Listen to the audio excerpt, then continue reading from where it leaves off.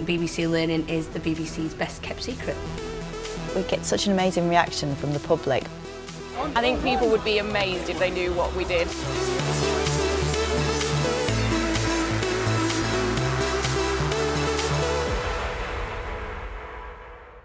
BBC Learning's mission is to inspire a life full of learning.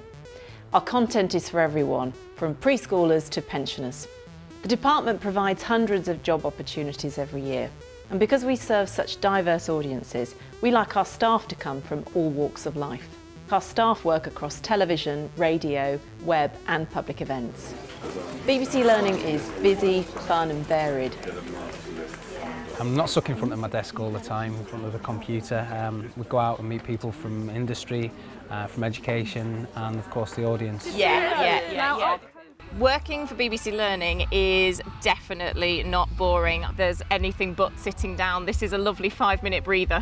One day you can be designing an immersive game to engage people with computer science. You absolute legend! You got it right! The next week you're producing a live show involving animals, children, fire. We go out to schools to record and record in studio. We also do all the post-production ourselves too. After that, you suddenly find yourself holding baby hedgehogs. One of the great things about working for BBC Learning is you get to work across a range of different platforms. What I really enjoyed doing is getting hold of a camera and filming for the Philharmonic Orchestra. It's really, really inspiring to be amongst all those beautiful musicians. Okay. We're in the middle of Mr Bloom's Big Day Out tour. What Learning does is harness the big brand power of some of the BBC's largest channels and programmes such as CBeebies, Radio 1, The One Show. We're using the big brand as a Trojan horse to bring people in. Once they're in, we hit them on the head with some learning. Now see if you can find something else that does grow in the ground. What's that? Pizza. A pizza? That doesn't grow in the ground, does it? No. There is a learning outcome in every single activity that's going on here. Our focus this time is numeracy and literacy. Learning has input into a lot of TV, radio, pan-BBC projects. Worked with BBC One, BBC Two, BBC Three, CBeebies, CBBC, 5 Live, Radio 6. The first opportunity I was offered by the BBC was 2 weeks unpaid work experience. I've not looked back because it's been continuous work since, and that was almost a year ago. I have a disability called Parkinson's disease and it's rubbish, but it qualified me to get onto the extended training scheme, which got me into BBC Learning. It's a 6-month training scheme that supports you and mentors you throughout your time in BBC. So when my training scheme finished, I thought, right, this is my chance. I applied for a job where I wanted to be. I got the job and the feeling is absolutely overwhelming. I'm working there because I'm good at what I do and not just because I've got a disability. Before starting in BBC Learning, I was a television producer, series producer and location director. So with the signs, are they all secure? They're all secure. Putting on an event like this, you use lots of skills that you would use in TVs, from finding contributors to finding locations, doing the same sort of health and safety and logistical things that you need to do for anything.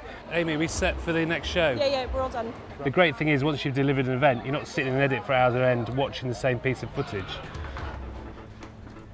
Before I joined the BBC, I was a medic in the Royal Navy for 8 years. And initially I thought I'd have to leave a good deal of my skills and experience behind and start afresh, but actually it's surprising how many skills and how much experience you've gained in a previous role can be used in the BBC, such as leadership and management.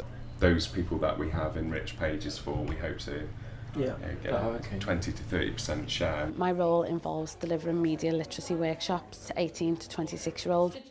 Alongside my media career, I've also had a career as a youth worker. If we have a difficult situation when delivering these workshops, I draw upon those skills. Before I worked at the BBC, I also worked as a primary teacher on and off for about 10 years. I found it's been really helpful for my role here, particularly in Bite Size, because I've been working with different teachers and educational experts. It gives you a really good understanding of the curriculum, and you just really have a good knowledge of that world. For my previous employees, it felt like I had to go outside of the organisation to progress, whereas in the learning department, with help from my manager and from the talent team, they gave me the tools to progress, and I'm evidence of that because I moved up from team assistant to researcher. When I joined the learning team here at BBC Nature, one of the first things was to be put on to a journalism course. It's really helped me be able to do my job much more efficiently. Because we do a bit of everything, the stuff that I've picked up, it's incredible. I'd say there was a period of 2 to 3 years where the amount of stuff I learned way outstripped what I'd ever learnt in my degree.